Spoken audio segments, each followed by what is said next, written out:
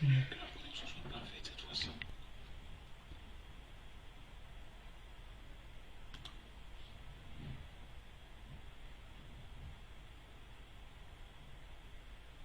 Aïe.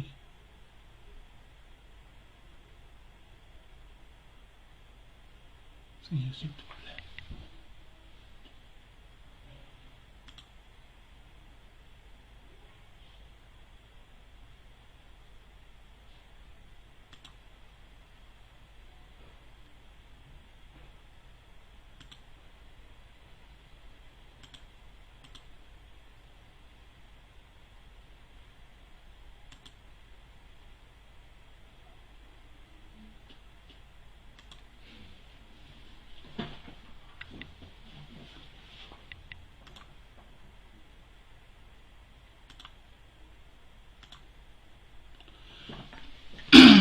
Désolé pour la coupure. Nous avons eu un problème de réseau.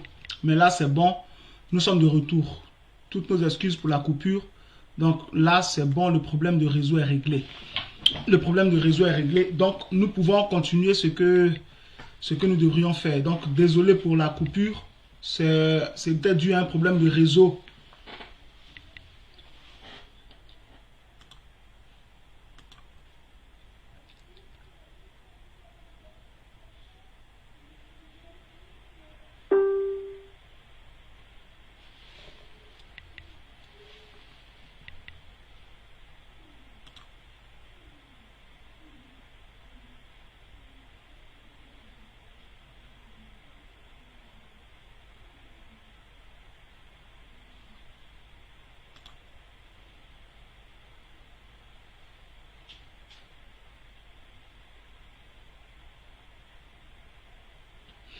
Ok, donc le thème sur lequel nous allons, n'est-ce pas, que nous allons partager en ce jour d'explication biblique dans cet enseignement, n'est-ce pas, comme j'ai expliqué, ce sont des enseignements interactifs, donc tu peux poser des questions pendant même que je suis en train de parler, tu peux, n'est-ce pas, poser des questions sur le sujet du jour, non, donc, et par la grâce de Dieu, à partir des Écritures, j'y répondrai par la grâce du Seigneur. Donc le thème que nous partageons ce soir, c'est le sujet du divorce, qui est un sujet important dans le corps de Christ, qui est un sujet très très nécessaire, qui est d'actualité, dont on parle, et n'est-ce pas, tout le monde connaît le divorce, et c'est un sujet dont on discute beaucoup. Donc, est-ce qu'un chrétien peut divorcer? Est-ce qu'un chrétien peut pas divorcer? Qu'est-ce que la Bible dit au sujet du divorce? Qu'est-ce que Dieu pense du divorce et tout? Donc, c'est de ça que nous voudrons parler. C'est de ça que nous voudrons parler en ce jour. Donc, prends ta Bible dans le livre de Matthieu, chapitre 19. Donc, le texte de base que nous prenons, Matthieu chapitre 19, versets 1 à 9. Matthieu chapitre 19, versets 1 à 9. Je fais la lecture. La Bible dit, lorsque Jésus eut achevé ses discours, il quitta la Galilée et alla dans le territoire de la Judée, au-delà du Jourdain. Verset 2. Une grande foule le suivit et là, il guérit les malades. Verset 3. Les pharisiens l'abordèrent et dirent, Shalom Marie-Christine d'Amblade, Dieu te bénisse. Shalom à toi. Donc, verset 3, les pharisiens l'abordèrent et dirent, pour l'éprouver, est-il permis à un homme de répudier sa femme pour un motif quelconque? Verset 4, il répondit, n'avez-vous pas lu que le Créateur au commencement fit l'homme et la femme?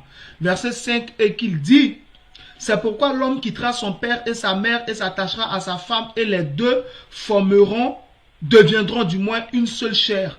Verset 6, ainsi ils ne sont plus deux, mais ils sont une seule chair. Que l'homme donc ne sépare pas ce que Dieu a joint. Verset 7, pourquoi donc lui dirent-ils, Moïse a-t-il prescrit de donner à la femme une lettre de divorce et de la répudier? Verset 8, il leur répondit, c'est à cause de la dureté de votre cœur que Moïse vous a permis de répudier vos femmes. Au commencement, il n'en était pas ainsi. Verset 9. Mais je vous dis que celui qui répudie sa femme, sauf pour infidélité, et qui en épouse une autre, commet un adultère.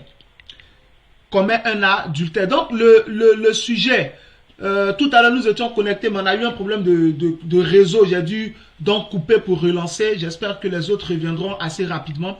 Donc, Shalom Marie-Christine d'Amblade, Dieu te bénisse.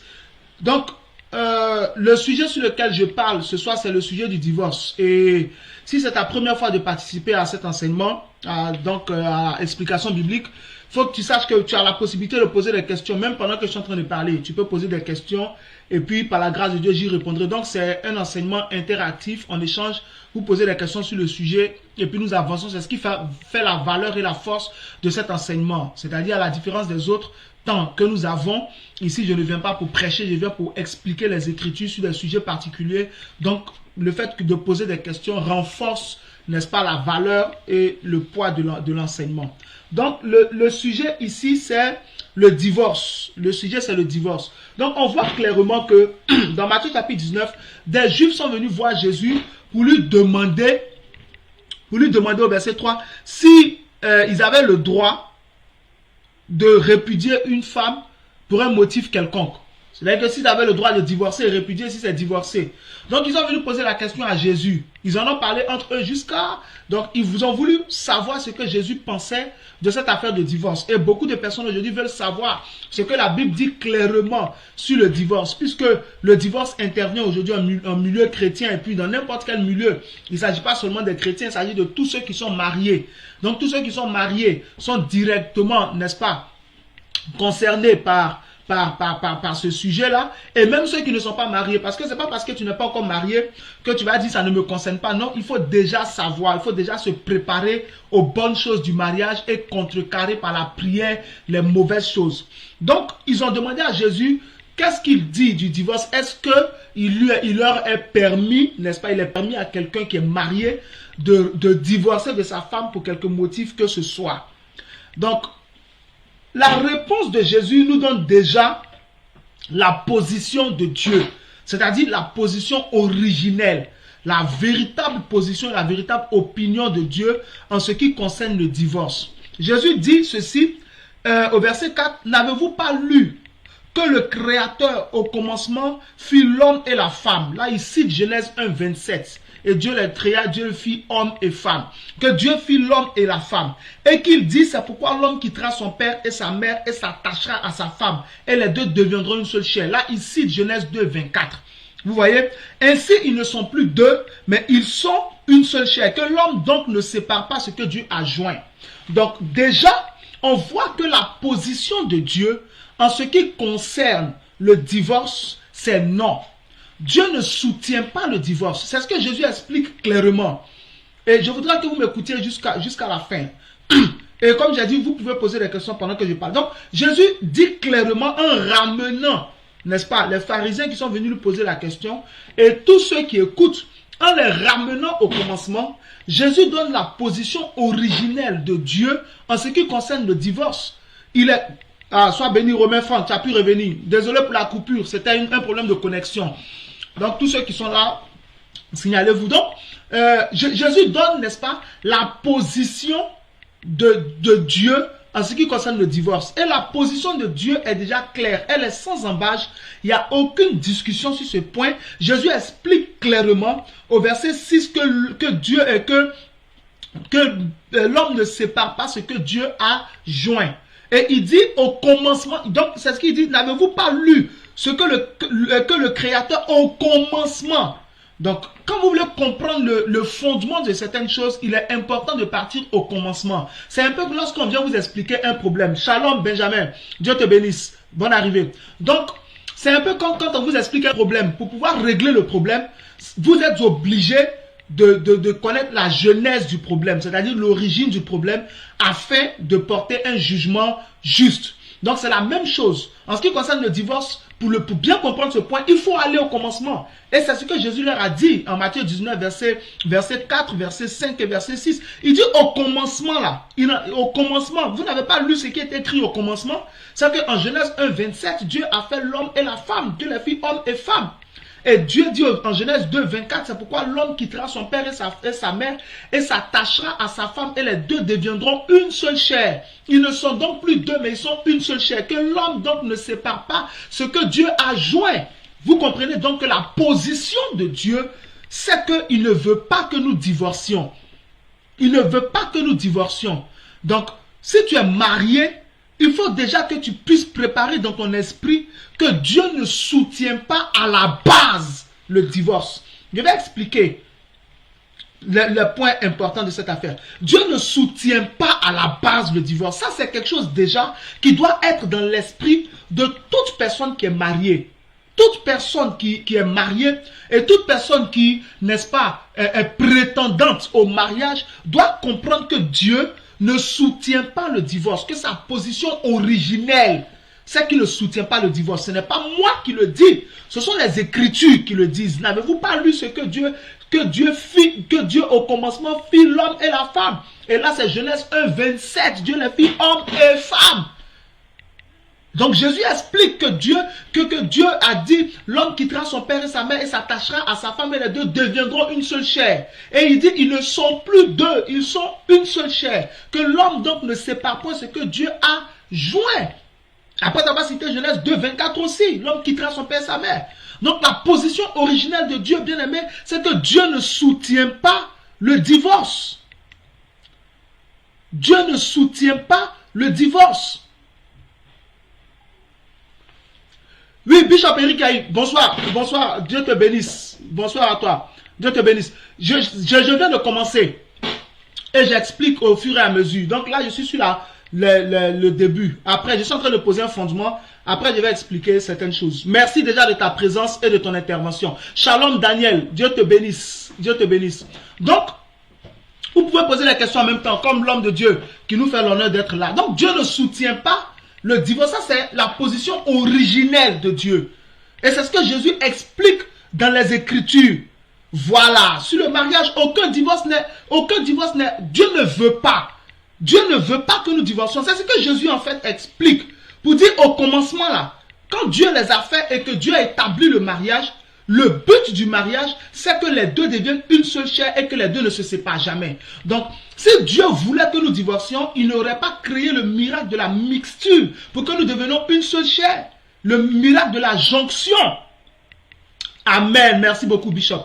Donc, il n'aurait pas créé le miracle de la jonction. Mais à partir du moment où Dieu, par sa puissance, crée le miracle de la jonction, c'est-à-dire où l'homme joint la femme et les deux deviennent une seule chair, ça veut dire que la séparation n'est pas prévue. Donc, en temps normal, tout enfant de Dieu doit mettre ça dans sa tête. Que tu sois marié ou que tu sois prétendant au mariage, il ne faut pas te mettre dans les prédispositions de toute façon je me marie, après si c'est gâté, je vais divorcer. Non, mets-toi dans la prédisposition de je me marie, c'est pour rester avec ma femme, c'est pour rester avec mon mari jusqu'à la fin de nos jours. C'est un peu comme le salut. Quand tu donnes ta vie à Jésus là, c'est pas pour rétrograder après. Tu acceptes Jésus dans ta vie, tu acceptes la vie de Jésus, c'est pas pour rétrograder. À la base, quand on devient chrétien, c'est pour rester chrétien jusqu'à la fin de nos jours. Après, des choses qui arrivent en route, ça c'est un autre débat. Mais fondamentalement, on ne devient pas chrétien pour rétrograder. Fondamentalement, on ne devient pas chrétien pour chuter. Fondamentalement, on ne devient pas chrétien pour pécher. Donc c'est la même chose. Fondamentalement, on ne se marie pas en gardant en perspective ou en alternative le divorce. Non, il faut que tu saches que à la base, de manière originelle, Dieu ne veut pas que nous divorcions parce que quand tu te maries, vous devenez une seule chair. Si on vous sépare, c'est la mort. Si on vous sépare, c'est la mort. C'est ce que Jésus dit, que personne ne sépare ce que Dieu a joint. Si on vous sépare, c'est une déchirure, c'est la mort. C'est pourquoi les divorces créent des catastrophes financières. Ceux à qui cela est arrivé peuvent vous dire aujourd'hui qu'ils ne souhaitent pas que cela vous arrive. Quelqu'un qui a divorcé ne dira jamais à quelqu'un d'autre, je souhaite que tu divorces. Parce que ça crée des dégâts financiers, ça crée des dégâts moraux, ça crée des dégâts spirituels. Il y a des gens qui n'ont pas pu se remettre de leur divorce. Ça crée des dégâts humains, des dégâts de personnes, des dégâts relationnels. Il y a des divorces qui se passent grâce à Dieu de manière calme. Mais il y a des divorces où les enfants ne s'en remettent pas. Beaucoup d'enfants aujourd'hui qui sont livrés à eux-mêmes souffrent les conséquences du divorce de leurs parents. Donc, il faut qu'un enfant de Dieu Voilà. Il faut qu'un enfant de Dieu marche déjà avec ce postulat. C'est que Dieu, mon Père, ne soutient pas le divorce. Donc, ça, c'est le premier fondement que je pose. Et je veux que toi et moi, à partir des Écritures, on puisse comprendre ça d'abord. Quand tu prends Malachie chapitre 3, verset 16, Malachie chapitre 3, verset 16, la première phrase, Dieu est clair et catégorique. La première phrase de Malachie chapitre 3, chapitre 2 du moins, verset 16, Malachie 2, 16, pas 3, Malachie 2, 16, la première phrase, Dieu est catégorique, il dit, je hais le divorce. Du verbe haïr, détester. Il ne supporte pas le divorce. C'est ce que Dieu dit Malachie 2, 16, de manière claire. L'affaire commence au verset 14, après le verset 16, mais au verset 16, la première phrase, Dieu dit, je hais. H-A-I-S, je hais le divorce, je déteste le divorce. Dieu n'aime pas le divorce. Donc que je sois marié ou pas, je ne dois pas mettre dans ma tête que le divorce sera pour moi une possibilité. Donc je vais faire n'importe quoi dans mon foyer parce que je vais divorcer. Il faut savoir déjà qu'à la base, quand tu dis à Dieu, je veux marier telle soeur, tel frère veut me marier, et que tu veux t'engager dans ce mariage, il faut que tu saches que le ciel se dit que tu te maries jusqu'à ce que la mort vous sépare. Donc ça, c'est le fondement que je pose. Dieu n'aime pas le divorce, Dieu ne supporte pas le divorce. Tu peux poser tes questions pendant que je parle. Maintenant, pourquoi? Parce qu'il faut que je vous dise bibliquement, pourquoi est-ce que Dieu ne veut pas le divorce? Pourquoi est-ce que Dieu ne soutient pas le divorce? Et pourquoi est-ce que Dieu n'aime pas le divorce? Et je vais l'expliquer bibliquement. La première raison, donc numéro 1, la première raison pour laquelle Dieu n'aime pas le divorce et que Dieu ne veut pas le divorce, c'est que le divorce ne fait pas partie du commencement. Matthieu chapitre 19, verset 8. Regardez le verset 8. Le numéro 1, j'ai dit, le divorce ne fait pas partie du commencement. Le commencement est important. Le commencement montre les positions originelles de Dieu en ce qui concerne tout ce qui est arrivé dans le monde. Au commencement, la Genèse est un livre important. La Genèse est un livre important. Il te montre le commencement de beaucoup de choses. Les commencements de beaucoup de choses. Donc, premièrement, Dieu n'aime pas le divorce parce que le divorce ne fait pas partie du commencement. Quand tu t'es marié là, il y a un commencement à ce mariage. Dieu était content quand tu t'es marié. Il n'a jamais prévu et souhaité et imaginé que tu divorces d'avec ta femme et que ta femme divorce d'avec toi. Matthieu chapitre 19, verset 8, il leur répondit, c'est à cause de la dureté de votre cœur que Moïse vous a prescrit, vous a permis du moins de répudier vos femmes. Au commencement, il n'en était pas ainsi. Vous voyez ce que Jésus dit? Au commencement, il n'en était pas ainsi. Donc, premièrement, Dieu ne veut pas le divorce. Pourquoi il ne soutient pas le divorce? Parce que cela ne fait pas partie du commencement. Le commencement, c'est-à-dire le plan originel de Dieu. Le plan originel de Dieu. C'est pourquoi Jésus dit que au commencement, il n'en était pas ainsi. Il n'en était pas ainsi. Tous les couples qui sont mariés, jusqu'à ce qu'on descende, à partir de Moïse, il n'y a pas eu de divorce. Adam et tous ceux, les Noé et tout cela, il n'y a pas eu de divorce. C'est la mort qui a séparé les gens. C'est quand on est arrivé dans Moïse, on voit que le divorce commence à intervenir. Donc Dieu ne soutient pas le divorce premièrement, parce que cela ne fait pas partie du commencement. Donc quand Dieu te regarde là, quand il parle du mariage pour toi, il ne t'imagine pas en train de divorcer. Cela ne fait pas partie de ton commencement. Cela ne fait pas partie du plan que Dieu a pour toi. Il s'imagine que tu es avec la femme de ton alliance. C'est ce qu'il dit dans Malachie 2, 14. Il dit tu étais infidèle à la femme de ta jeunesse, la femme de ton alliance. Donc il t'imagine être avec la femme de ton alliance. La femme avec qui tu t'engageais devant lui, devant l'église. L'homme, le mari avec qui tu t'engageais devant lui et devant l'église, devant ses serviteurs. Il veut que vous restiez ensemble avant que tu te maries, quand Dieu te regarde, il dit, s'il se marie, si mon fils se marie, si ma fille se marie, ça sera jusqu'à ce que la mort les sépare. Ça, c'est le commencement.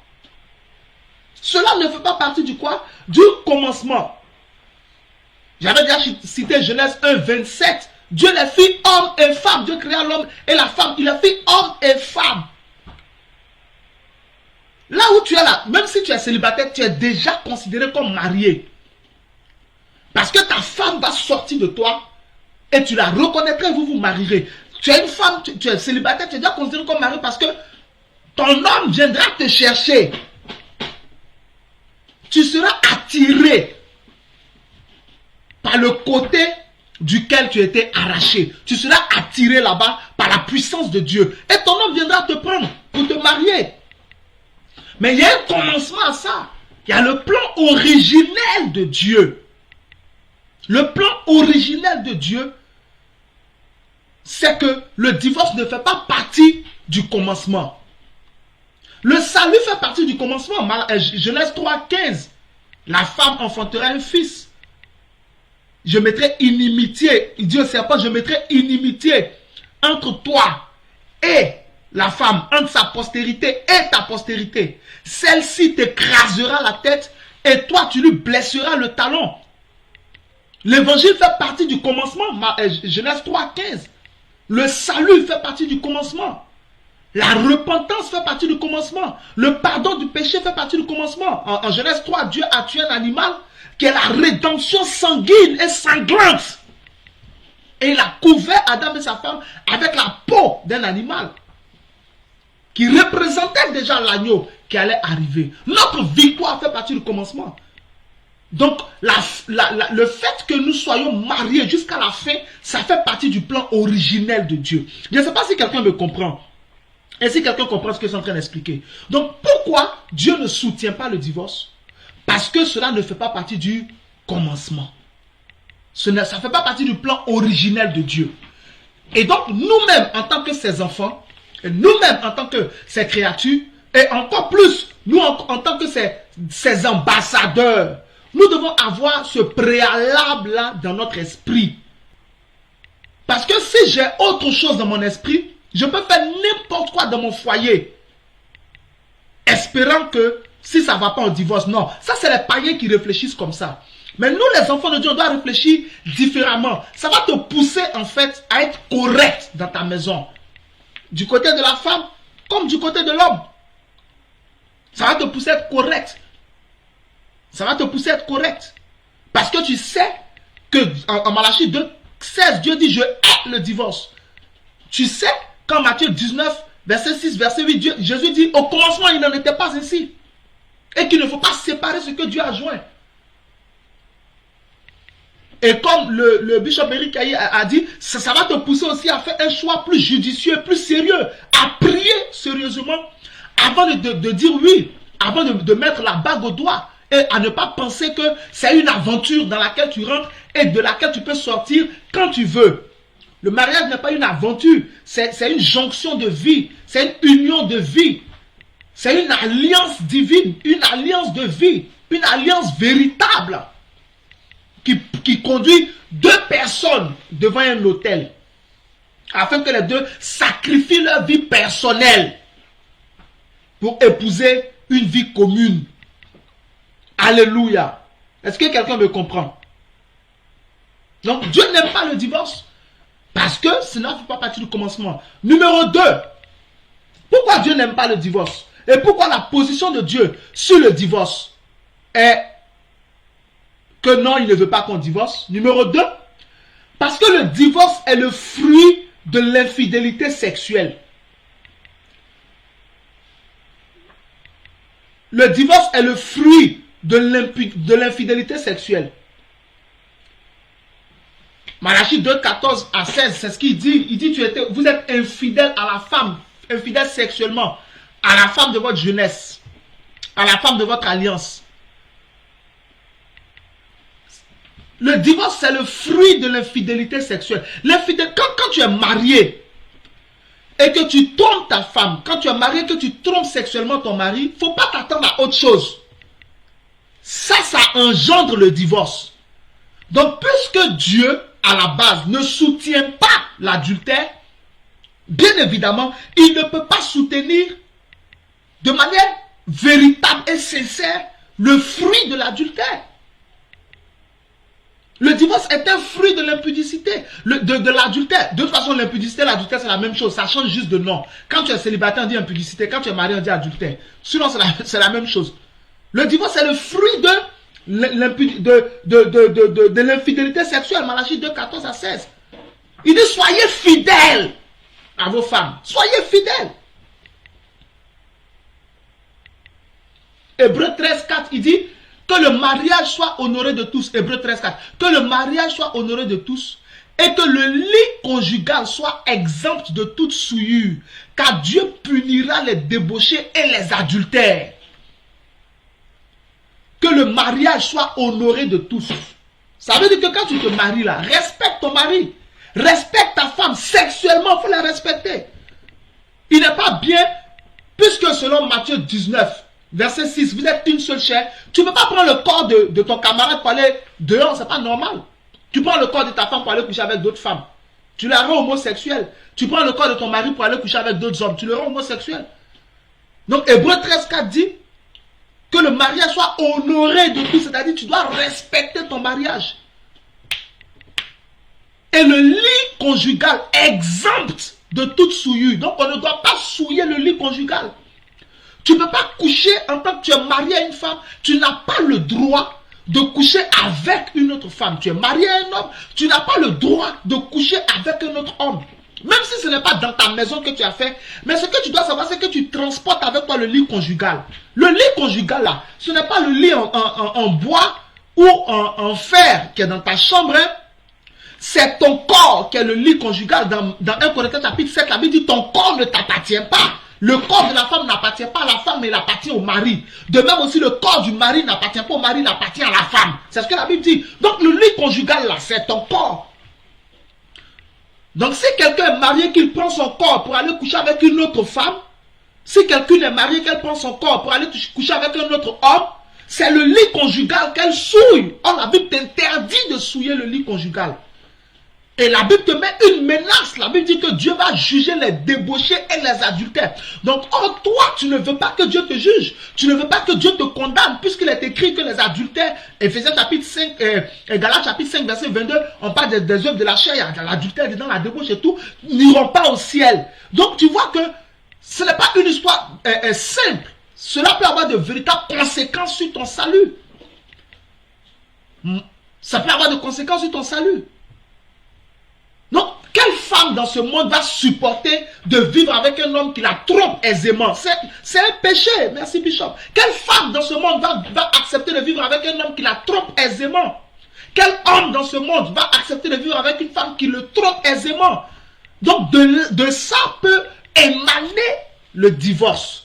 C'est pourquoi Dieu ne soutient pas, parce que ce qui enfante le divorce, le péché sexuel, l'infidélité sexuelle, enfante le divorce. Verset 9 de Matthieu chapitre 19. Jésus dit clairement, mais je vous dis que celui qui répudie sa femme, sauf pour infidélité, c'est-à-dire pour immoralité sexuelle. Vous voyez un peu? Pour immoralité sexuelle. Non, Galates 5, à partir du verset 19, 22 c'est le fruit de l'esprit. Effectivement, à partir du verset 19, verset 17, 18, 19, on parle des œuvres de la chair. Sauf pour infidélité sexuelle, c'est-à-dire immoralité. Sauf pour immoralité sexuelle. Ce que Matthieu 19, 9 dit. Mais je vous dis que celui qui répudie sa femme, sauf pour infidélité. Ici, infidélité, c'est l'immoralité sexuelle. L'immoralité sexuelle enfante le divorce. Parce que quelle femme va supporter ça? Tu couches avec ses camarades, tu couches avec ses soeurs, tu as quel problème? Elle ne va pas supporter. Quel homme va supporter de voir sa femme être touchée par un autre homme? Personne. La seule idée qui viendra dans la tête de l'un ou de l'autre, séparons-nous. Voici ce qui enfante le divorce. L'infidélité sexuelle. C'est pour ça que Dieu ne soutient pas. Parce que c'est le fruit du péché sexuel. Puisqu'il y a plusieurs péchés. Ici, on parle d'abord du péché sexuel. Alléluia. Est-ce que quelqu'un me comprend? Donc ça, c'est la deuxième raison pour laquelle Dieu ne soutient pas le divorce. C'est le fruit, n'est-ce pas, de l'infidélité sexuelle. Et ça, le Seigneur ne veut pas que nous engagions dans l'infidélité sexuelle. Il ne veut pas que quelqu'un trompe sa femme. Il ne veut pas qu'une femme trompe son mari. C'est pas juste. C'est pas normal. Il n'y a que le diable qui peut être contre toi pour te pousser à faire une telle chose. Parce qu'il ne veut pas que tu rendes ta femme heureuse. Il ne veut pas que ta femme te rende heureux. Il ne veut pas que toi tu sois heureux. Donc il va te pousser à vivre dans le péché sexuel. Donc quand tu remarques bien, si quelqu'un s'engage à tromper sexuellement sa femme, il ne se met pas seulement en position de divorcer avec sa femme, mais il est en train de se mettre aussi en position de divorce avec le Seigneur lui-même. Puisqu'il vit dans l'adultère. Or, il est interdit de vivre dans l'adultère. C'est ce que j'ai cité, Hébreux 13, 14. Et dans la loi, c'est écrit, Exode 19. Tu ne commettras point adultère. Donc, non seulement tu te mets en porte-à-faux avec ta femme, et puis tu te mets en danger. Tu risques de perdre ta femme, tu risques de perdre tes enfants, tu risques de perdre ton mari, tu risques de perdre tes enfants, mais tu vas perdre ton salut. Tranquille. Puisque tu es parti dans une voie que Dieu ne soutient pas, c'est-à-dire le péché sexuel. Donc Dieu ne va pas t'accompagner dedans. C'est pour cela, c'est la deuxième raison que je te donne. Pourquoi Dieu ne soutient pas le péché, le divorce? Parce que c'est le fruit de l'infidélité sexuelle. Je t'ai donné Malachie 2, 14 à 16, je t'ai donné Matthieu 19, 9, je t'ai donné Hébreux 13, 4. Est-ce que quelqu'un reçoit quelque chose ce soir?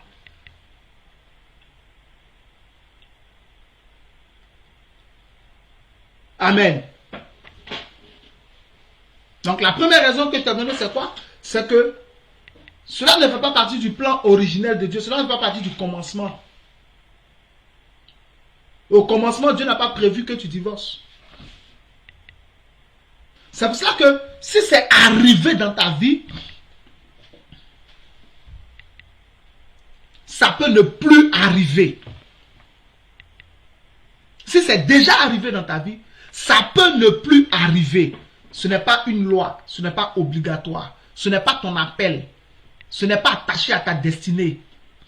C'est quelque chose qui est arrivé qui peut ne plus arriver. Parce que Dieu te soutiendra pour que ça n'arrive plus. Au nom de Jésus. Et cela n'arrivera plus. Je t'ai dit, deuxièmement, Dieu ne soutient pas le divorce parce que c'est le fruit de l'infidélité sexuelle. C'est le fruit de l'infidélité sexuelle. Il y a des personnes qui prennent plaisir à l'adultère parce qu'il y a le divorce. Et ça, c'est pas juste, c'est pas normal. Gloire à Dieu.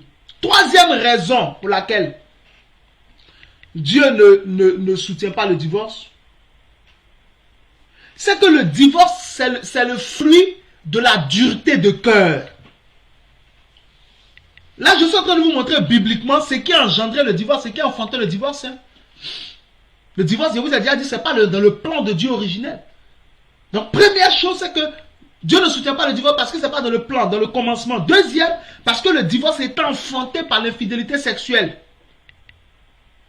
Maintenant, troisième raison que je te donne, Dieu ne soutient pas le divorce parce que le divorce est le fruit de la dureté de cœur. La dureté du cœur des gens.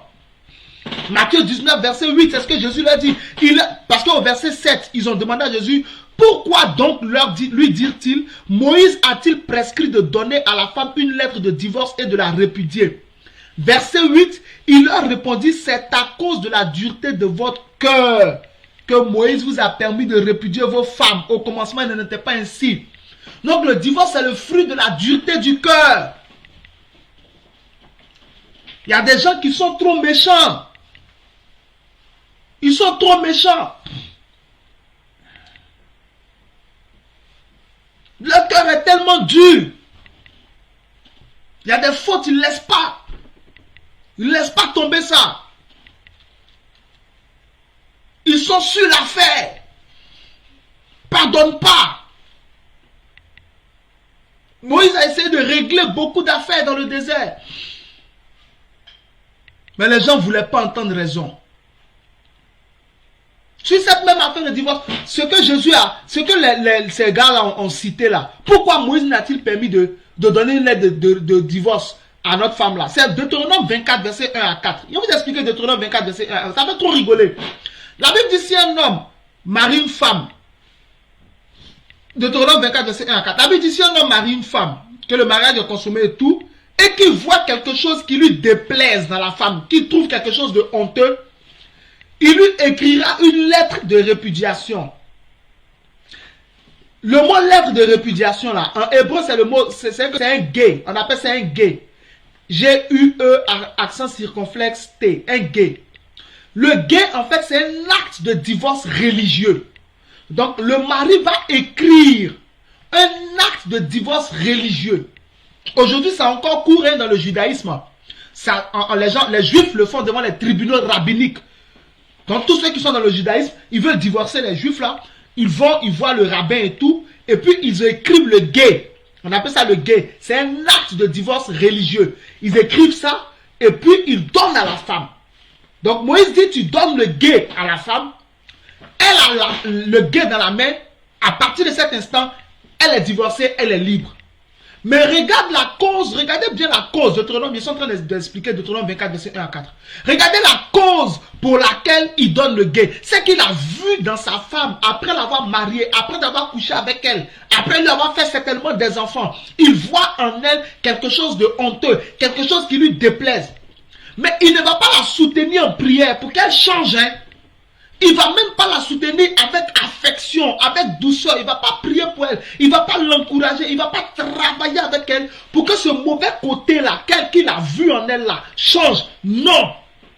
Mais parce que lui, il trouve que c'est honteux pour lui, immédiatement, il va écrire un acte de divorce et puis il va libérer cette femme-là pour aller prendre une autre femme. C'était un jeu auquel les gens jouaient dans le désert.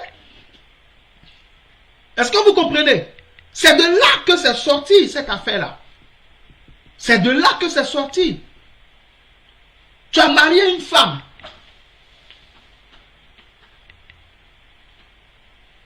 C'est pourquoi, avant de se marier, là je suis en train de parler de divorce. Je parle des gens sérieux qui sont mariés. Je ne parle pas des plaisantins qui essaient de jouer.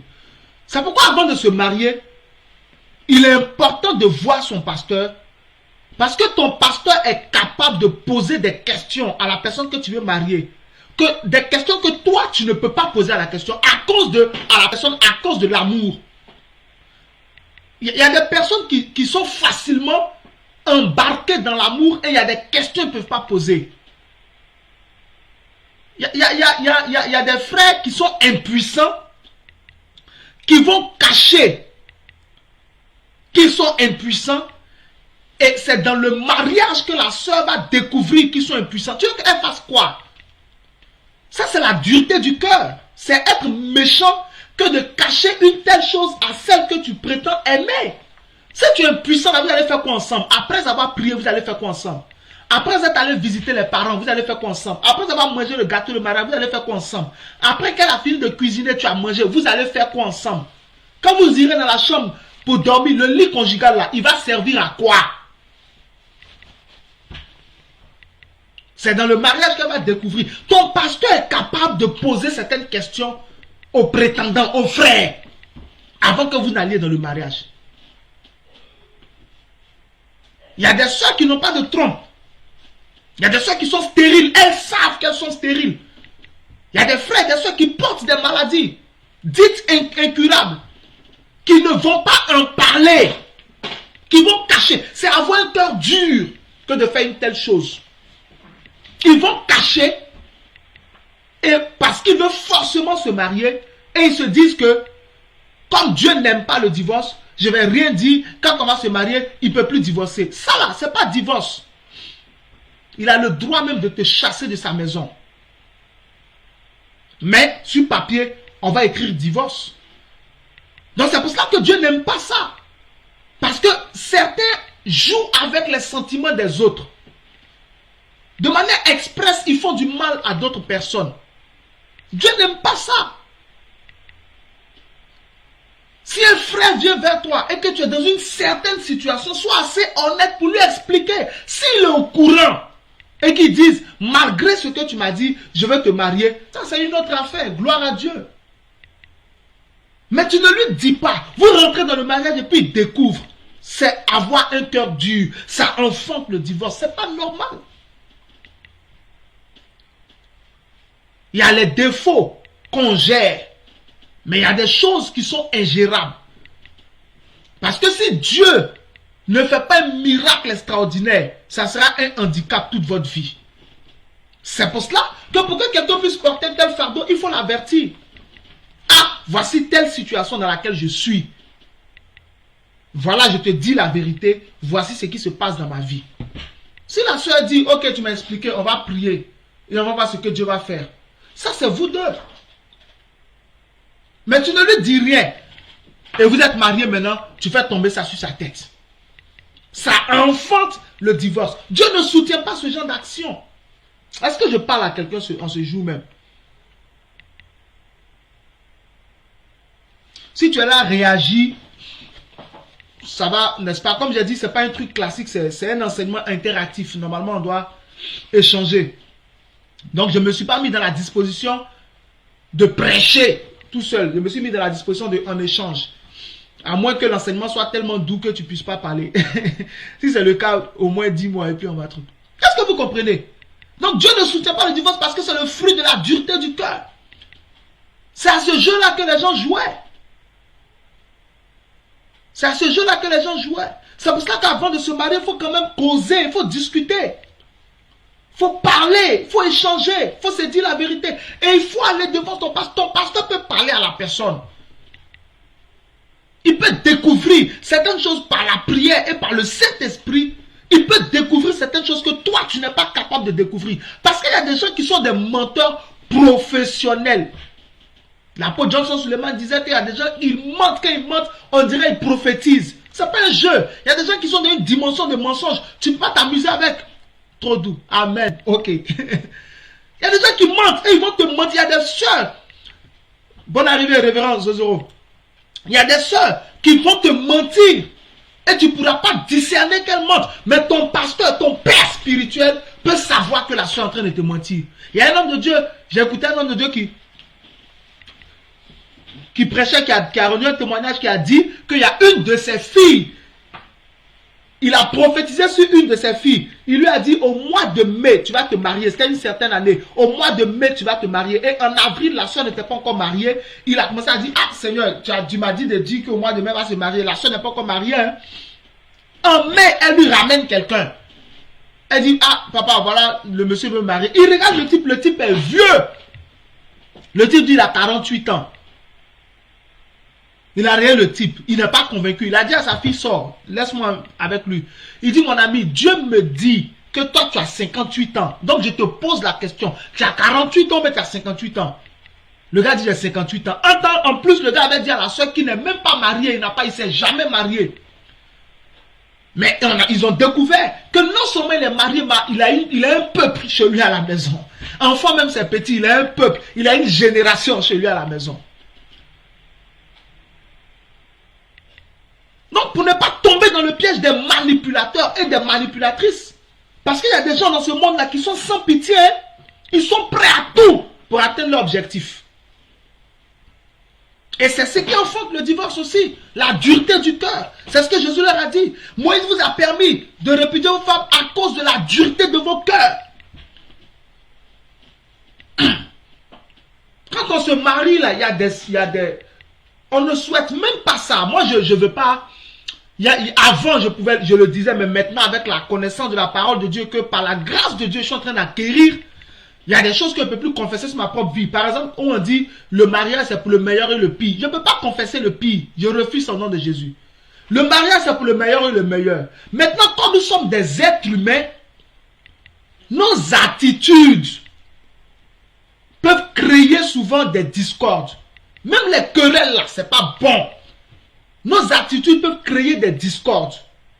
Mais les discordes qui sont créés par nos attitudes là, ces discordes là, si nous avons de la bonne volonté et si nous sommes spirituels, nous pouvons les mettre sur l'autel de la prière et le feu du Saint-Esprit va brûler en nous les défauts qui peuvent mettre à mal la paix familiale. Pour que chacun vive en paix dans le foyer. Mais il y a des gens qui sont tellement saints aux yeux de leurs propres yeux. Ils sont tellement exigeants aux yeux, exigeants envers leur conjoint. Il y a des femmes qui sont tellement exigeantes envers leur mari. Il y a des hommes qui sont tellement exigeants envers leurs femmes que souvent les petits problèmes qui devaient être réglés se développent et créent une séparation. Quand quelqu'un fait une faute et qu'il te demande pardon, tu lui pardonnes. C'est ce que Jésus dit en Matthieu chapitre 6, verset 14. Si vous ne pardonnez point, notre Père qui est aux cieux, pardonne-nous nos offenses comme nous pardonnons aussi à ceux qui nous ont offensés. Matthieu 6, 14. Comme nous pardonnons aussi à ceux qui nous ont offensés. Si tu ne peux pas pardonner à ton mari, même ton mari t'a trompé, il vient, il reconnaît qu'il a commis un péché, il te demande pardon. Pardonne-lui. Et puis, vous priez pour qu'aucun esprit ne vienne prendre la place de peur qu'il ne retombe dedans. Mais ton mari t'a trompé, toi tu es devenu tellement, je ne sais pas, ange Gabriel que tu ne peux même plus le sentir. Tu vas rester sur cette affaire-là. C'est ça, avoir un cœur dur. Non, ma femme est comme ça. Ma femme, ça enfante le divorce. Dieu ne soutient pas quelqu'un qui a un cœur dur. Dieu aime les gens dont le cœur est rempli d'amour.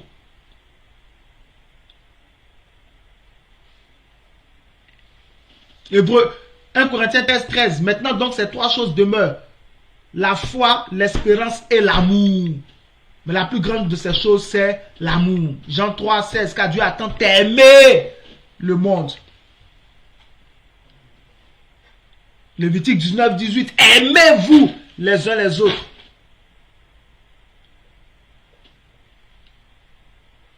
Non. Tu dois aider ta femme. Si tu as découvert quelque chose en ta femme qui n'est pas bon, et que vous en parlez, et qu'elle reconnaît que c'est pas bon, parce que c'est aussi ça l'autre côté, il faut aussi accepter de changer. Il faut aussi accepter de changer. Quand dans ton foyer, tu refuses de changer le comportement là, ça peut enfanter le divorce. Dieu n'aime pas, c'est-à-dire le divorce qui sera enfanté là, Dieu n'aime pas le divorce, non? Oui, mais ton comportement là, Dieu n'aime pas ça. Parce qu'une personne sage et une personne aimante, c'est une personne qui reconnaît ses erreurs et qui prend la décision de changer de comportement. C'est ça une personne sérieuse. Un époux sérieux, c'est ça.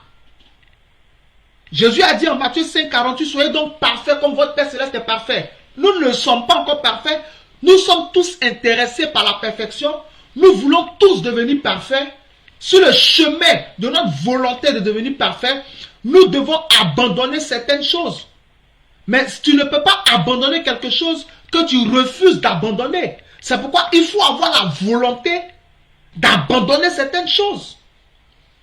Si tu aimes ta femme, il y a des attitudes que tu vas laisser tomber. Si tu aimes ton mari, il y a des attitudes que tu vas laisser tomber.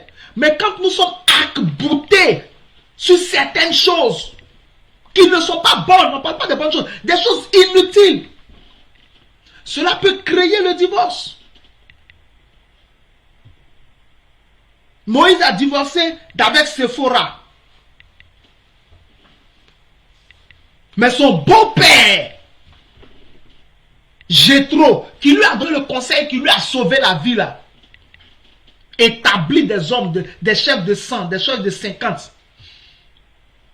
Comme ça, ils vont t'aider, ils vont porter ton fardeau avec toi. Sinon, si tu continues comme tu fais là, tu vas mourir. Jéthro qui lui a donné ce conseil, qui lui a sauvé la vie. Jéthro est venu avec Séphora et les enfants de Moïse pour demander pardon à Moïse pour ce que Séphora lui a fait. Comment Séphora l'a abandonné en Égypte pour qu'il reprenne sa femme et ses enfants. Moïse a dit niet.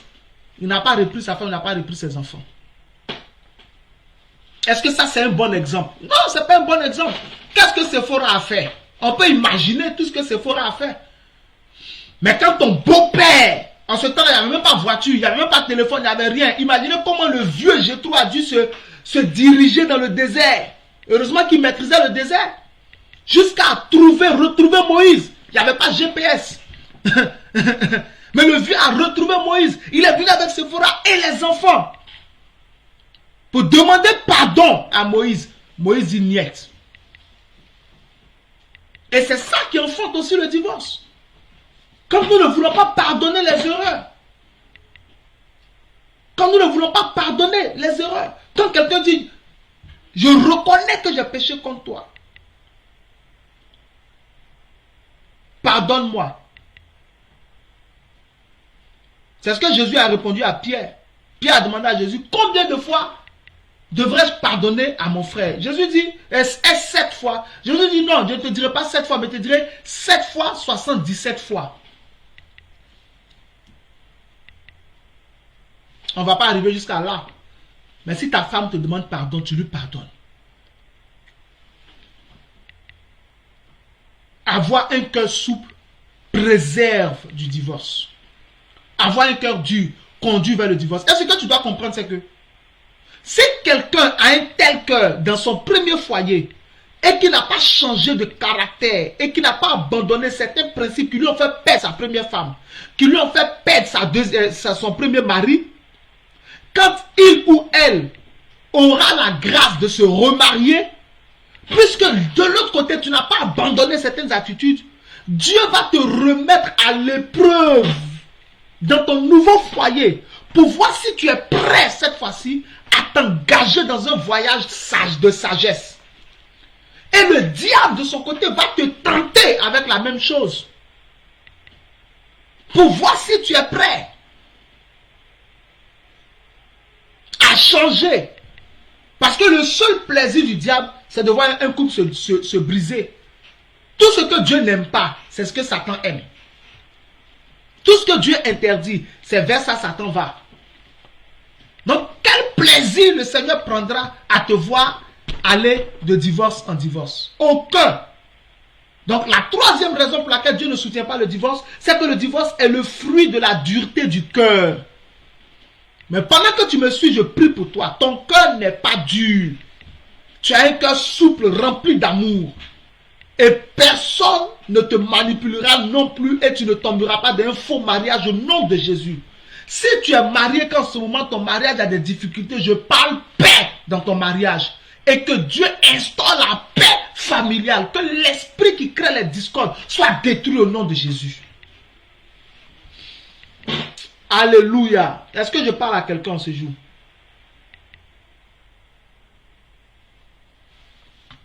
Je rappelle, vous pouvez poser les questions, mais bon, quelqu'un m'a dit c'est tellement doux que personne ne parle. Ok. On va continuer. Oh, sois béni, grâce éternelle. Oh, c'est maintenant que tu es arrivé. Ou bien tu étais déjà là. Ok. Donc, dernière raison pour laquelle Dieu ne soutient pas le divorce. Je vais vous donner 3 raisons déjà. La première raison, il a dit, Dieu ne soutient pas le divorce parce que cela ne fait pas partie du commencement. Deuxième raison, Dieu ne soutient pas le divorce parce que c'est le fruit de l'infidélité sexuelle. Troisième raison, Dieu ne soutient pas le divorce parce que quoi? C'est le fruit de la dureté du cœur. C'est le fruit de la dureté du cœur. Maintenant, quatrième raison pour laquelle Dieu ne soutient pas le divorce, c'est que le divorce est le fruit de la permission divine. C'est une permission. Ce n'est pas sa volonté parfaite. Regardez les verbes qui ont été utilisés par les pharisiens et par Jésus lui-même. Matthieu 19, verset 3. Les pharisiens l'abordèrent et lui posaient la question de savoir, pour l'éprouver, est-il permis? Quiconque connaît le Seigneur, quiconque lit la Bible, sait que la permission divine est différente de la volonté parfaite de Dieu. Ce qui est permis là, ce n'est pas forcément ce qui est voulu par Dieu. Mais ce qui est permis est circonstanciel. C'est-à-dire que c'est à cause d'une circonstance, à cause d'une situation particulière, à cause de quelque chose qui n'avait pas été prévu, à cause de quelque chose que Dieu ne soutient, que Dieu ne souhaitait pas et que Dieu ne souhaite pas. Mais la chose est arrivée, il faut trouver une solution. Ok, maintenant ton problème, ta connaissance est réglée, Dieu merci. Mais maintenant, il faut trouver une solution afin qu'il y ait la paix. Et que personne ne perde sa vie dans cette affaire de on s'est marié ou bien dans cette affaire de ceci, dans cette affaire de cela. Dieu ne soutient pas le divorce parce que c'est une affaire, c'est le fruit de la permission divine. Ce n'est pas le fruit de la volonté parfaite de Dieu. J'ai déjà expliqué la volonté parfaite de Dieu au commencement. Dieu a permis beaucoup de choses dans ce monde, hein? Comme la polygamie. La polygamie a un temps qui a eu cours dans l'Ancien Testament. C'était une permission. La polygamie intervient à partir de qui? De Nimrod, non? Les patriarches. Avant eux n'étaient pas polygames, par exemple.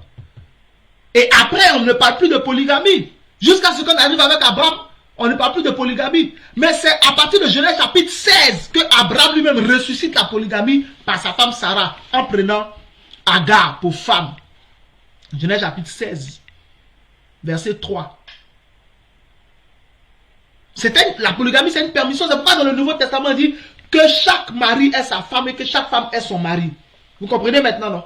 Et que quand on parle de la Nouvelle Jérusalem, on dit c'est l'épouse de Jésus. Et l'épouse du Seigneur. Et l'église est l'épouse de Jésus. Jésus n'a pas des épouses. Une épouse. Le divorce, c'est une permission. C'est pourquoi Dieu ne soutient pas. C'est ce qu'eux-mêmes ils ont dit. Est-il permis? Jésus dit, oui, c'est permis. Mais ce n'est pas ce que Dieu veut. Ah, est-ce que je parle à quelqu'un? C'est permis. Le divorce est permis, oui. Et là, on arrive à un point important. Oui, c'est permis. J'ai expliqué au commencement que Dieu ne veut pas que tu divorces.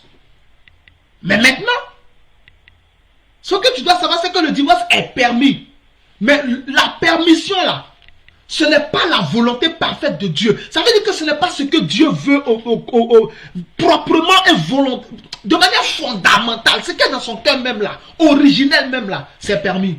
Et le mariage, le remariage, oui, le remariage, quelqu'un a posé la question. Le remariage est permis vu que, comment on appelle, le divorce est permis. En Deutéronome 24, verset 1 à 4 que j'avais cité, on parle là-bas du remariage. On dit si un homme épouse une femme, Deutéronome 24, verset 1 à 4, si un homme épouse une femme et qu'il trouve en elle quelque chose qui lui déplaise, qu'il trouve quelque chose de honteux, il lui fera un acte de mariage, une lettre de répudiation. J'ai expliqué ça, qu'on appelle le guet, qui est un acte de divorce. Elle prendra l'acte et puis elle partira. Et si un homme la prend et l'épouse, donc la dame, elle se remarie.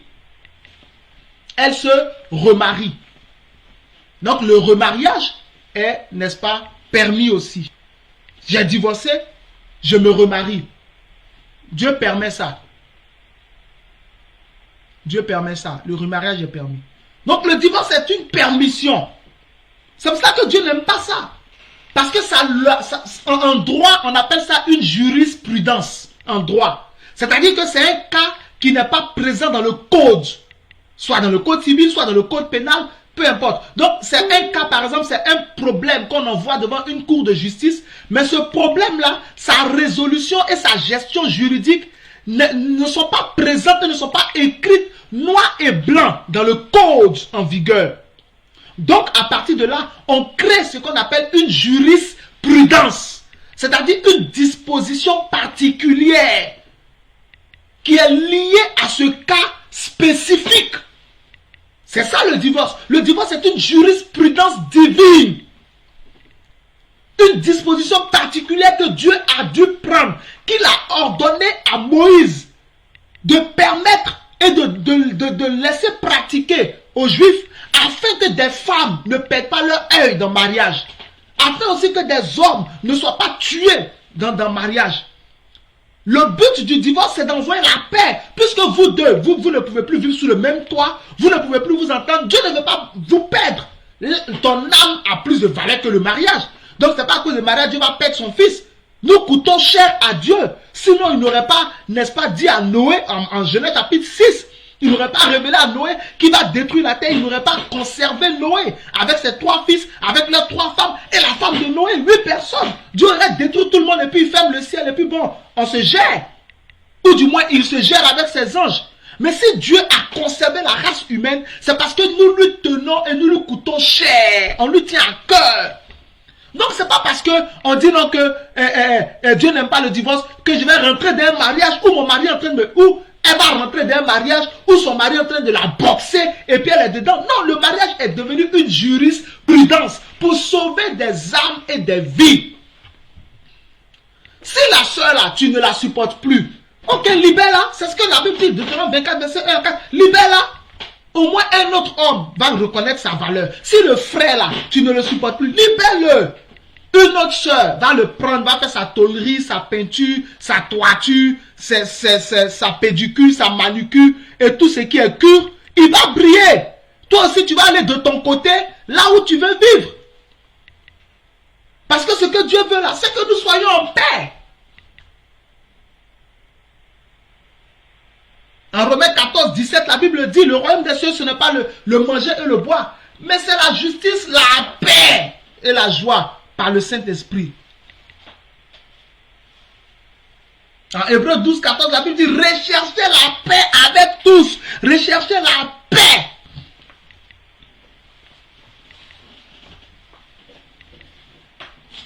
Donc, en Jean chapitre 14, verset 27, Jésus dit, je vous laisse la paix, je vous donne ma paix.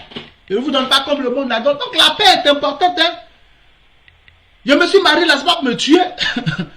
Non, si c'est pour me créer des problèmes comme ça, tu vas envoyer ton papa m'insulter, tu vas envoyer tes soeurs m'insulter, tu vas envoyer tes frères m'insulter. Les gens vont me menacer sur la route parce que j'étais marié. Non, ok.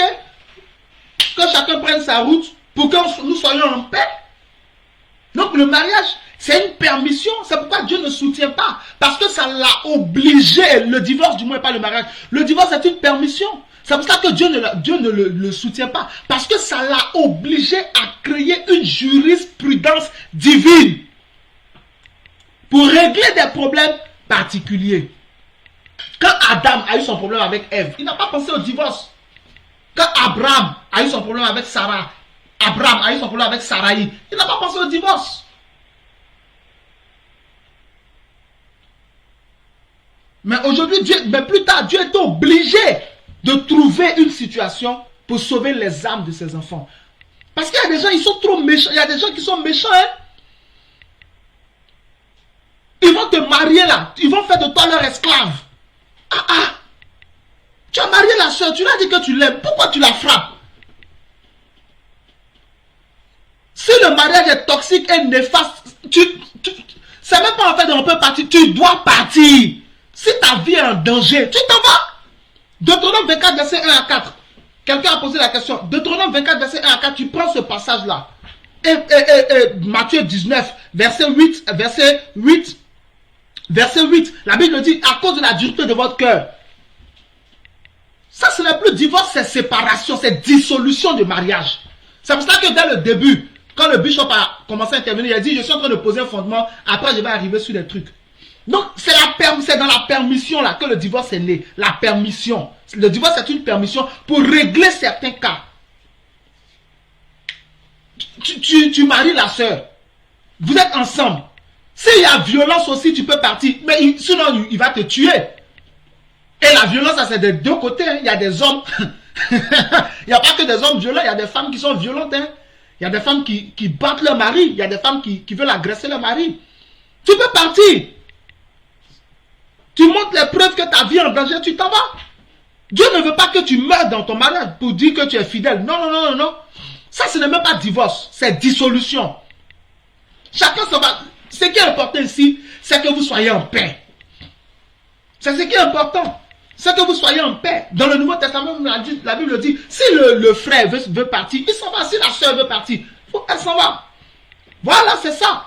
Chacun doit être en paix. C'est pas parce qu'il était marié qu'il va devenir ton esclave. J'ai un papa, j'ai un père, j'ai une mère, j'ai des frères, j'ai des soeurs. Il y a des gens qui m'aiment. Si toi, tu ne connais pas ma valeur, d'autres personnes connaissent ma valeur. So, set me free. Donc, tu me libères, je m'en vais. Tu maries le frère, tu ne veux pas préparer. Tu maries le frère, tu ne veux pas coucher avec lui. Tu maries le frère, tu l'insultes. Tu maries le frère, tu es toujours dehors. 10 ans, ça ne change pas. 20 ans, ça ne change pas. Pourquoi? Si tu estimes que toi, tu peux vivre comme ça, ok, va seul. Donc, c'est ça la permission. Amen. C'est ça la permission. C'est pourquoi c'est le verbe qui a été utilisé au verset 3 et le même verbe que Jésus a utilisé au verset 8. C'est à cause de la dureté de votre cœur que Moïse vous a permis. C'est une permission. Ce n'est pas la volonté parfaite de Dieu. Mais c'est pour régler des problèmes spécifiques. Un coup comme ça, tu es marié. Et puis tu découvres que ta femme vient te dire devant toi-même, je suis sorcière. Voilà, le mariage, c'est le respect. Je suis une sorcière. Je suis rentré dans ta vie pour te détruire. Tiens! Ou bien le gars, il te dit, je suis un mystique. Je suis rentré dans ta vie pour te détruire. Maintenant que nous sommes mariés, je vais te détruire. Ah! Tu vas rester dans ça là. Pour faire quoi? Tu vas rester dans ça pour faire quoi? On n'a pas besoin de te dire de divorcer. Toi-même là, ton bon sens va te dire quoi? Que tu n'es pas rentré dans le mariage, tu es rentré dans la mort. Donc sauve ta vie. Donc c'est le dernier point. Le divorce c'est une permission.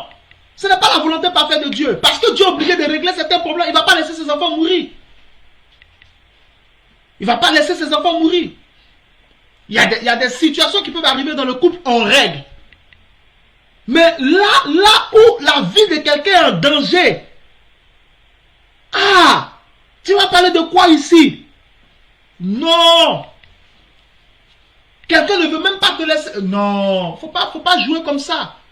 C'est la permission. C'est vrai que Dieu n'est pas d'accord. De manière sincère, si tu demandes au Seigneur, est-ce que tu veux que je le fasse? Il va te dire non, ma fille. De manière sincère, quand tu es rentré dans ce mariage, je voulais que tu restes jusqu'à la fin.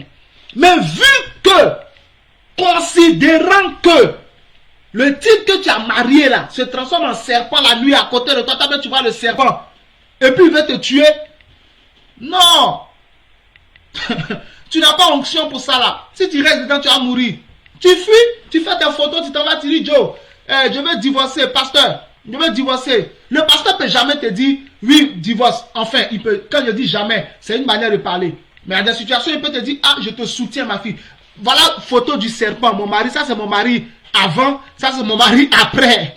Ça c'est mon mari à l'église. Maintenant, ça c'est mon mari à la maison. C'est un serpent. Je fais quoi? Ils vont, eux-mêmes, nous-mêmes, on va t'accompagner pour aller divorcer. Il n'a qu'à prendre son fardeau lui seul. Ça, là, c'est pas fait de dire non, je vais rester dans le foyer pour prier. Dieu va le changer. Dieu ne va pas le changer. Et si Dieu doit le changer, il peut le changer pour quelqu'un d'autre. Il n'est pas obligé de le changer pour toi. Est-ce que quelqu'un me suit? Donc ça, c'est ça la permission. C'est au niveau de la permission que le divorce intervient. C'est pour ça que Jésus a conditionné, par exemple, par l'immoralité sexuelle.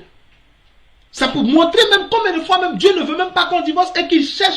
C'est pour ça, avant de rentrer, il faut préparer cela dans la prière. Pour que la sirène des eaux ne t'envoie pas un mari, pour que la sirène des eaux ne t'envoie pas un homme, pour que les sorciers ne t'envoient pas. Envoie celui qui veut te marier, envoie-le devant ton pasteur.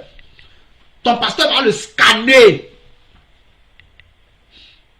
Ton pasteur va le scanner. Pour ne pas que demain tu pleures. Donc au niveau de la permission, oui. Ma vie en danger, je me... Pas ma vie, non. Sa vie en danger, il se casse. Pas moi, je ne confesse pas ça sur moi. Sa vie en danger, il se casse. Ta vie en danger, tu te casses. Tu t'en vas, tu vas pas mourir après le mariage, c'est pourquoi?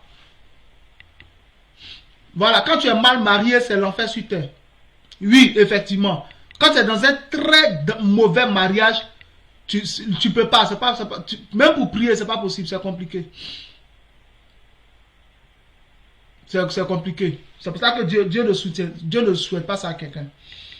Et c'est en même temps, c'est pour ça aussi que vous devez comprendre à ne pas lapider. Moi, ça me fait pitié quand je vois des chrétiens qui lapident les gens qui ont divorcé et qui sont radicaux pour dire tel homme de Dieu a divorcé, quelle honte, tel servant de Dieu a divorcé, quelle honte. Tu étais à leur place. Est-ce que tu étais à leur place? Faut pas dire ça. Faut pas lapider les gens. Des gens même, ils sont même pas encore mariés. C'est eux qui lapident ceux qui se sont mariés et qui ont divorcé. Tu as quel problème? Tu as quel problème? Non, tel homme de Dieu a divorcé. Il n'a pas le droit de prêcher l'évangile. Toi, ça ne va pas chez toi. Moïse a divorcé. C'est lui qui a écrit la loi. Genèse, Exode, Lévitique, Nombre, Deutéronome. Moïse là, c'est lui. Il a divorcé avec Sephora. Il a écrit Genèse, Exode, Lévitique, Nombre, Deutéronome. Qui tient lieu de la parole de Dieu. Jésus lui-même dit, viens. Moïse a prophétisé à son sujet. Genèse, Deutéronome 18. Dieu vous donnera un prophète comme moi. Celui qui ne l'écoute pas là, il sera lapidé. Moïse qui avait divorcé. C'est lui qui a écrit ça. Donc, qui a dit que quand un homme de Dieu divorce, il ne peut plus prêcher l'évangile? Prêcher l'évangile, là, ça a quoi à voir avec divorcer? Ça, c'est son foyer. Son foyer n'a pas marché, il était en danger là-bas. Sa femme et lui se sont assis, se sont mis d'accord. Ils disent bon, que chacun prenne son chemin. Chacun a pris son chemin, ça a quoi à voir avec prêcher? Si quelqu'un qui était marié et qui a divorcé ne peut plus prêcher, c'est que quelqu'un qui n'est pas marié n'a même pas le droit de prêcher. Paul n'était pas marié. Hein. Barabbas, pas Barnabas, le compagnon de Paul, jusqu'en Acte 14, 39, il n'était pas marié. Hein. Pierre, lui, était marié. Mais Jean-Baptiste n'était pas marié. Élie n'était pas marié. Élisée n'était pas marié. Tous ces gens n'étaient pas mariés. Donc, ne vous gonflez pas pour penser que vous êtes tellement des champions que vous ne savez pas vous arriver. Non, évitez ça. Hein. Personne sur cette terre ne s'est marié en pensant qu'il allait divorcer. Ce sont des choses qui sont arrivées en chemin. Et ces choses qui sont arrivées en chemin là, on ne les souhaite à personne dans le foyer. Parce que dans le foyer là, vous vivez ensemble. Ça n'a rien à voir avec un travail ensemble. Vous partez travailler des heures, mais après vous séparez. Mais quand ton mari et ta femme là, vous êtes sous le même toit. C'est pas pareil. C'est pas pareil. Non, pas Acte 14, 39, Acte 15, 39. Acte 15, 39. Où Barabbas et Paul se sont séparés. Acte 15, 39. Acte 15, 39. Donc tous ces gens, ils n'étaient pas mariés. Moïse était divorcé.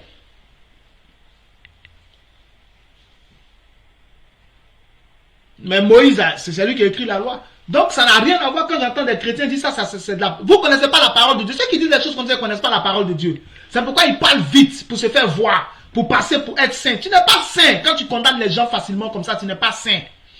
En Jean chapitre 5, Jésus a demandé à la femme, il dit, où sont ceux qui t'accusaient? Personne ne t'a-t-il condamné?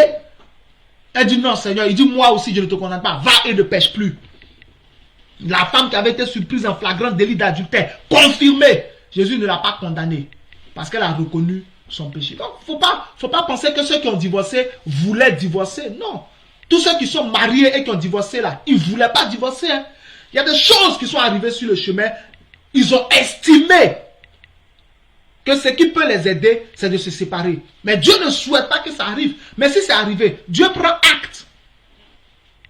Et c'est ce que Moïse leur a dit, le guet, l'acte de divorce là, c'était pour dire je prends acte, je ne soutiens pas, mais je comprends. C'est ce que ça veut dire. Dieu ne soutient pas le divorce, mais il comprend.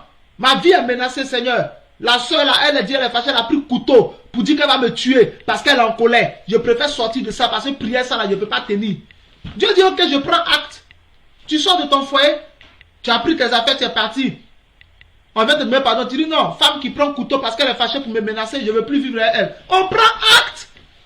Mais toi, est-ce que quelqu'un t'a déjà menacé avec un couteau pendant que, et puis tu dois dormir dans la même maison à la personne? Comme ça t'est pas encore arrivé, ferme ta bouche. Il ne faut pas condamner ceux qui ont divorcé. C'est une permission pour sauver la vie des uns et des autres et afin que tout le monde vive en paix. Que Dieu te bénisse au nom de Jésus. Voilà. On peut s'arrêter là. Hein. Ouais, on peut s'arrêter là. Thank you, Holy Spirit. J'espère que vous avez reçu quelque chose dans l'explication biblique aujourd'hui. Donc, j'espère vraiment que vous avez reçu quelque chose. On va s'arrêter là. 1h12, ça fait beaucoup déjà. On va s'arrêter là. Donc, c'était le sujet. Si quelqu'un a une dernière question, un truc, je peux y répondre rapidement. Je prends plaisir à vos questions.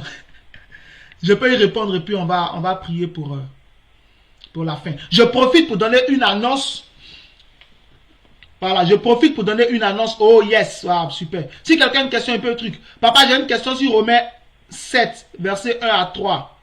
Romains 7, verset 1 à 3. Il parle du péché là-bas, non, de sa nature pécheresse, non? C'est ça, non? Ok, allons dans Romains 7, verset 1 à 3. Ah oui, non, Romains 7, à partir du verset 1, il parle d'abord du mariage. Voilà, il parle d'abord du mariage. Après, il développe, comment ça s'appelle? Autre chose, ouais, c'est ça. Ignorez-vous, frères, car je parle à des gens qui connaissent la loi, que la loi exerce son pouvoir sur l'homme aussi longtemps qu'il vit. Aussi longtemps qu'il vit. 2. Ainsi une femme mariée, voilà c'est ça, c'est après qu'il parle du péché et tout, c'est ça. Ainsi une femme mariée est liée par la loi à son mari tant qu'il est vivant. Mais si le mari meurt, elle est dégagée de la loi qui la liait à son mari. Verset 3. Si donc du vivant de son mari, elle devient la femme d'un autre homme, elle sera appelée adultère. Mais si le mari meurt, elle est affranchie de la loi de sorte qu'elle n'est point adultère en devenant la femme d'un autre. Ok. Ta préoccupation c'est laquelle? Vas-y, pose la question. J'ai vu le passage. Ta préoccupation, c'est laquelle? Ça, c'est la question de notre grâce, de notre sœur, grâce éternelle. Ta préoccupation, c'est laquelle?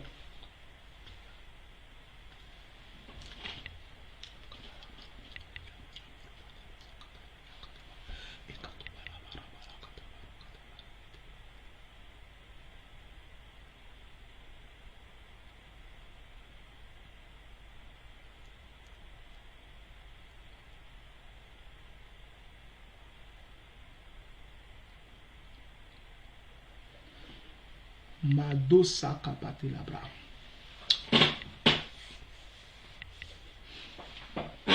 Voilà, tu peux poser ta question et puis je vais y répondre. Donc, je profite pour passer une annonce que j'avais passée déjà le dernier jour de la conférence du Saint-Esprit que vous avez vu sur mon mur déjà. J'ai créé un groupe Skype, un groupe sur Skype. C'est un groupe pour prier. Si on est donc condamné de divorce. Non, reformule, j'ai pas compris. Si on est donc condamné de divorce. Reformule ou bien écrit, je te laisse écrire. Pendant ce temps, je passe l'annonce. Je te laisse écrire, on prend ta question, puis après on va terminer. Donc, j'ai créé un groupe sur Skype. Si on est donc condamné aussi longtemps que l'homme est vivant. Si on est donc condamné de divorce aussi longtemps que l'homme est vivant. Attends, je vais essayer de comprendre. Grâce éternelle, aide-moi. Essaie de bien formuler ta question parce que je ne l'ai pas comprise. Je vais donner une bonne réponse. Je ne l'ai pas comprise. Essaie de la reformuler. Donc, j'ai créé un groupe sur Skype. Le groupe s'appelle Luc 181. En référence à Luc chapitre 18, verset 1, où la Bible dit Jésus leur adressa une parabole pour montrer qu'il faut toujours prier et ne point se relâcher. Donc, c'est un groupe pour tous ceux qui veulent se développer dans la prière. Pour tous ceux qui ne peuvent pas prier seuls et qui ont besoin d'être accompagnés, soutenus. Pour tous ceux qui veulent apprendre à prier avec les Écritures, avec la Bible.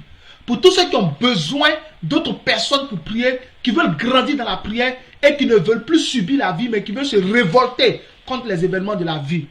Donc ce groupe-là, c'est vraiment pour toi. C'est sur Skype. Donc, envoie-moi une invitation sur Skype. Mon profil sur Skype, c'est EV Paul Aubrou, comme sur Facebook. Si tu n'as pas encore Skype, installe Skype, télécharge Skype, installe Skype sur ton téléphone ou sur ton ordinateur. Et puis envoie-moi une invitation sur EV Paul Aubrou. Je vais t'ajouter au groupe. Le mercredi prochain, la semaine prochaine, nous allons commencer. Nous aurons une heure de prière de 21h à 22h. Le mercredi prochain. Ce sont des temps qui vont te développer, qui vont t'aider. Donc s'il te plaît, si tu veux réellement prier, tu veux aller plus loin avec Dieu, j'ai créé ce groupe Skype. Envoie-moi une invitation et on va gérer ça. Si on est donc condamné dans le mariage aussi longtemps que l'homme est vivant. Ok, vas-y, là ça devient de plus en plus clair. Donc le groupe sur Skype s'appelle Luc 181. Donc envoie-moi une invitation sur EV Paul Aubrou. Télécharge et installe Skype sur ton téléphone ou bien sur ton ordinateur. Et puis tu cherches mon profil EV Paul Aubrou. Comme sur Facebook, j'ai la même photo de profil. Donc tu m'envoies une invitation, je t'ajoute au groupe parce que le mercredi prochain, nous commençons, n'est-ce pas, à prier de 21h à 22h.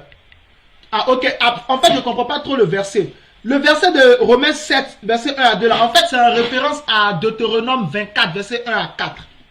Jésus dit que si l'homme a découvert des choses déplaisantes et qu'il repudie sa femme là, elle s'en va les marier à un autre homme. Maintenant après si l'autre homme aussi, il découvre qu'il y a des choses en elle qui ne lui plaisent pas, il va la répudier. Son premier mari ne peut pas venir la reprendre. Et à moins que l'autre homme meure. Si l'autre homme ne meurt pas, son premier mari ne peut pas venir la reprendre, sinon elle sera adultère. En fait, ce verset-là signifie ce que j'ai dit au début. Au début, j'ai expliqué que la volonté parfaite de Dieu en ce qui concerne le mariage là, c'est nos divorces. Et que c'est la mort seulement qui vous sépare. Donc Paul est en train de faire ressortir la volonté parfaite de Dieu. Ce passage de Romains 7 là, il est connecté à Matthieu chapitre 19, verset 1 à 9 que je vous ai lu. Ou au verset 8, Jésus dit, au commencement, il n'en était pas ainsi. Et au verset 6, il dit que l'homme ne sépare pas ce que Dieu a joint. Parce que c'est la mort seulement qui a le pouvoir de libérer une personne du lien du mariage. Est-ce que tu comprends? C'est la mort seulement. Quand Sarah était vivante, Abraham n'a pas pris de concubine. C'est Sarah lui-même qui lui avait donné Agar. Mais quand Sarah est morte, Abraham a pris Ketura. Parce que Sarah est morte. Donc ici, en fait, Paul ne faisait que reprendre l'enseignement que Jésus a donné sur le mariage dans Matthieu chapitre 19. Et que nous avons pris comme texte de base pour l'enseignement d'aujourd'hui. Donc c'est pour te dire que dans la volonté parfaite de Dieu là, quand tu te maries, c'est jusqu'à la fin de ta vie. Mais il ne faut pas que tu mettes dans ta tête que j'ai la possibilité de divorcer. Donc je vais mal me comporter. Et si mon mari ne veut pas, eh ben je divorce. Non, il ne faut pas te rendre divorçable. Il faut te rendre mariable et maintenable. Voilà, je comprends. Oui, papa, je comprends. Impeccable. Donc, c'est ce que, en fait, Paul est en train de répondre l'enseignement que le Seigneur avait donné. Il reprenait la volonté parfaite de Dieu, qu'au commencement, là, Dieu n'a pas prévu qu'on divorce. Pas du tout, pas du tout. C'est la mort seulement qui vous sépare. Et donc, si tu comptes sur le divorce pour dire, je vais faire ceci, je vais faire cela, ce n'est pas bon. Mais quand tu te maries avec cette pensée que je me marie avec mon homme, c'est la mort qui va nous séparer. Donc, comme quelqu'un, tu vas vivre avec lui jusqu'à ce que la mort vous sépare. Le mieux, là, c'est pas de rendre la vie facile. C'est ça, non? Le mieux, c'est de vous rendre la vie facile. Et Daniel Quadio, qu'est-ce qui se passe? Explique-moi. Ça veut signifier beaucoup de choses. Donc, en fait, si tu t'es marié et que tu sais que c'est jusqu'à ce que la mort vous sépare là. En principe, tu vas te rendre la vie simple et tu vas rendre la vie simple à ton conjoint. Puisque tu sais que c'est pas tout de suite vous allez vous séparer. Voilà. Donc en fait, c'est de cette logique-là que Paul parle. C'est lié à Matthieu 19. Verset 1 à 9. Surtout les versets 6 et puis les versets 8. Donc Jésus ne veut pas que tu divorces. Donc si tu t'es marié là, mets dans ta tête se rendre mariable. Ah, c'est ce qui te fait rire. Oui, il faut se rendre mariable. Il ne faut pas te rendre divorçable. Et il faut aussi te rendre maintenable dans le foyer. Ça veut dire que tu dois te comporter de telle sorte que ton mari ait envie de te garder. Tu dois aussi te comporter de telle sorte que ta femme ait envie de rester avec toi. Il ne faut pas que ta femme ait envie de partir. Donc, il faut te rendre mariable. Il faut te rendre maintenable dans le foyer. C'est comme ça. Mais il ne faut pas voir le divorce comme un échappatoire pour faire n'importe quoi, pour faire subir, n'est-ce pas, ce qu'il ne faut pas faire subir à quelqu'un qui t'a rien fait de mal, qui t'a aimé et qui t'a mis chez lui. Qui t'a mise chez lui. Parce que c'est l'homme qui prend la femme qui la met chez lui. Qui t'a mise chez lui. C'est ce que ça veut dire. Voilà. Que Dieu te bénisse. Ok. Je répète l'annonce.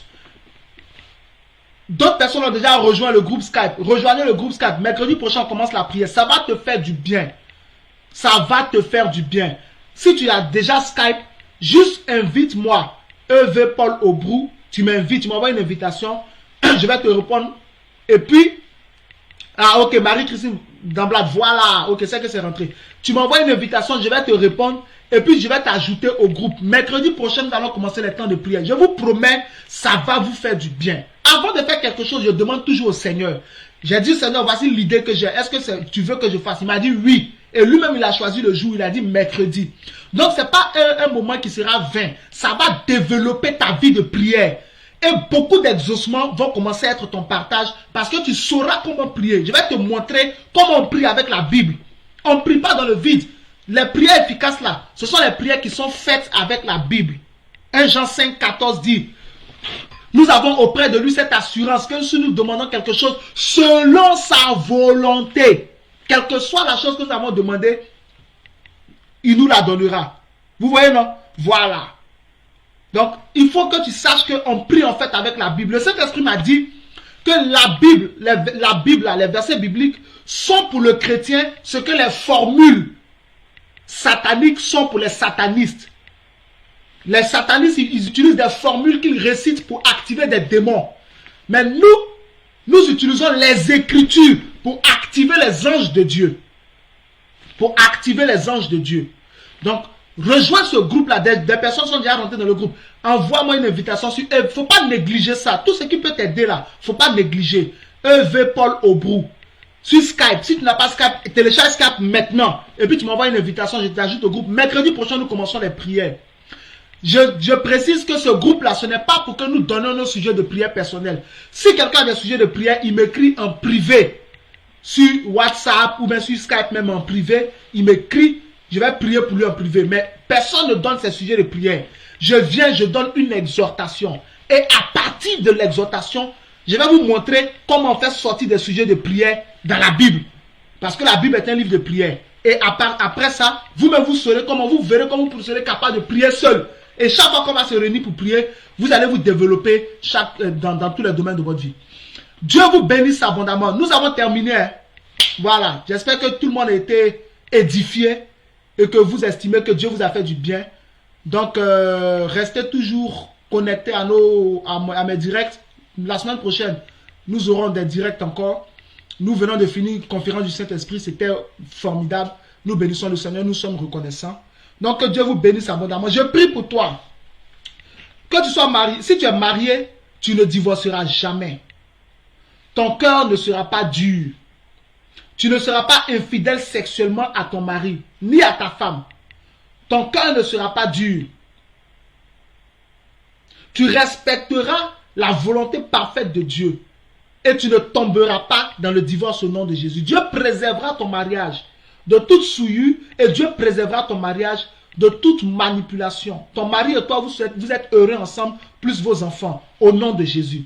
Si tu n'es pas marié, je prie que Dieu te donne ta femme et ton mari, mais qu'il te fasse éviter les candidates de la sirène des eaux et des sorcières du royaume des ténèbres. Qu'il te fasse éviter les candidats du royaume des ténèbres. Mais que Dieu te donne l'homme qui craint Dieu et avec qui tu vas t'entendre pour que vous soyez heureux ensemble. La femme qui craint Dieu et avec qui vous allez vous entendre pour être heureux ensemble. Dieu bénisse ta vie au nom de Jésus. Dieu t'arrose abondamment. Dieu fasse des exploits dans ta vie. Tout ce qui te manquait, que le Seigneur te l'accorde aujourd'hui.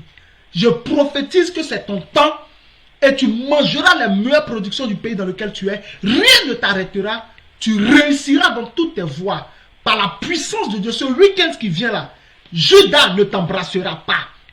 Les ténèbres ne seront pas sur ton chemin. Les malheurs ne seront pas sur ton chemin. Dieu te préservera. Ton pied ne heurtera pas une pierre. Mais le Seigneur ouvrira son bon trésor, le ciel. Et il répandra sur toi sa pluie en abondance. Et tu seras béni. Il bénira tout le travail de tes mains. Aucun accident pour toi. Aucune mauvaise nouvelle. Tu es béni. Tu es enrichi.